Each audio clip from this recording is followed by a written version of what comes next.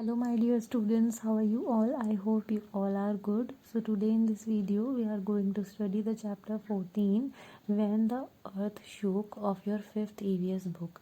इस चैप्टर में जो आपको स्टोरी बताई गई है वो एक रियल इवेंट पे बेस्ड है, अर्थक्वेक के बारे में है। और गुजरात जो स्टेट है उसमें एक जगह है कच्छ, उसमें भी एक विलेज है भुज। वहाँ पर 26 जनवरी 2001 में अर्थक्वेक आया था और वो बहुत ही ज़्यादा बड़ा अर्थक्वेक था जिससे काफ़ी ज़्यादा प्रॉपर्टी डैमेज हो गई थी। तो उसी के बारे में इसमें बताया गया है। इस विलेज में उस वक्त 26 जनवरी का दिन था, जैसे कि आपको पता ही है उस दिन रिपब्लिक डे होता है।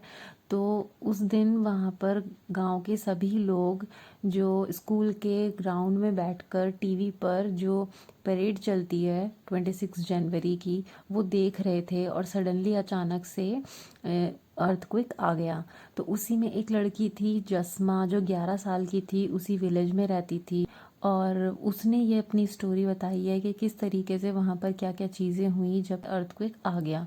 जब सडनली वहाँ पर इस तरह अर्थक्वेक आया तो सब इधर उधर डर कर भागने लगे कि ये क्या हो रहा है। कुछ लोग समझ नहीं पाए और इतना ज़्यादा तेज़ वहाँ पर अर्थक्वेक आया था कि वहाँ पर लोगों के घर टूट गए, क्योंकि वहाँ पर लोगों के मोस्टली कच्चे घर थे तो वो सभी टूट गए। बहुत से जो लोग थे वो इंजर्ड हो गए, कुछ की डेथ हो गई और जस्मा भी उसमें बहुत ज़्यादा घायल हो गई।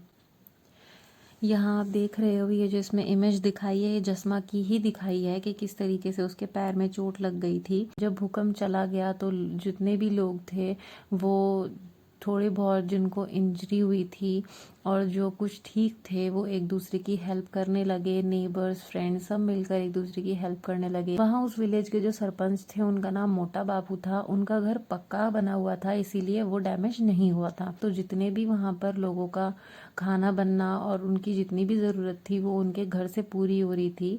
जो वहाँ की विलेज की लेडीज़ थी, वुमेन्स थी, उन्होंने सबके लिए मिल के वहाँ खाना बनाया था और वहीं से कुछ दिनों तक फूड की सप्लाई पूरी हो रही थी। जब ये इतना ज़्यादा बड़ा अर्थक्वेक आया तो आसपास की प्लेसेस से भी लोग जो हैं उस गांव में आने लगे हेल्प लेकर के और वहाँ पर मेडिसिन, फूड और क्लोथ उन लोगों के लिए लेकर आने लगे। बाद में जब गवर्नमेंट की तरफ से कुछ वहाँ पर आर्किटेक्ट्स और साइंटिस्ट भेजे गए ये देखने के लिए कि कितना वहाँ पर अर्थक्वेक से डैमेज हुआ है और किस तरह से वहाँ पर कहाँ पे उसका एपी सेंटर था, तो तब उन्होंने देखा कि कितना ज़्यादा डैमेज हुआ है। तो वहाँ पर लोगों ने जो थे आर्किटेक्ट्स जो उनके साथ आए थे वो वहाँ पर नए घर बनाने की स्कीम लोगों को समझाने लगे कि वहाँ पर जो है नई बिल्डिंग्स और नए घर बनेंगे और आप लोगों को यहाँ से शिफ्ट होना पड़ेगा। उस वक्त गांव के लोग बिल्कुल भी एग्री नहीं थे, क्योंकि वो गांव के अपनी जो ज़मीन थी जहाँ पर वो पैदा हुए थे और जहाँ पे वो इतने समय तक से रह रहे थे वो उस जगह को छोड़ना नहीं चाहते थे। तो ये थोड़ा सा इमोशनल मूवमेंट भी था कि किस तरीके से वहाँ पर वो रहेंगे और कैसे करेंगे कि उन्हें अपनी जो फैमिली की जगह है वो छोड़नी पड़ेगी।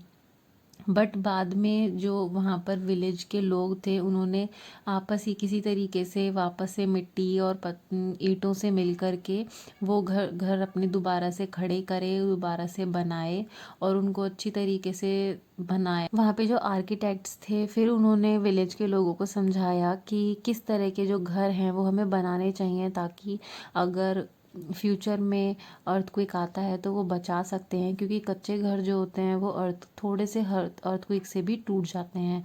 बट मोटा बापू का जो हाउस था वो पक्का था इसीलिए उसका ज़्यादा डैमेज नहीं हुआ था। तो वही चीज़ें आर्किटेक्ट ने फिर विलेजर्स को समझाई। बाद में विलेजर्स ने मिलकर के एक दूसरे की हेल्प से अपने घरों को दोबारा से बनाया और उनमें फिर वो रहने लगे। तो ये स्टोरी जो है ये रियल इवेंट पर बेस्ड है कि किस तरीके से अर्थक्वेक में डैमेज हो जाता है और कितनी प्रॉपर्टी का लॉस हो जाता है। तो यही सब चीज़ें हैं जो इस चैप्टर में आपको बताई गई हैं। आई होप आपको इस वीडियो की हेल्प से ये अच्छे से समझ में आई होंगी।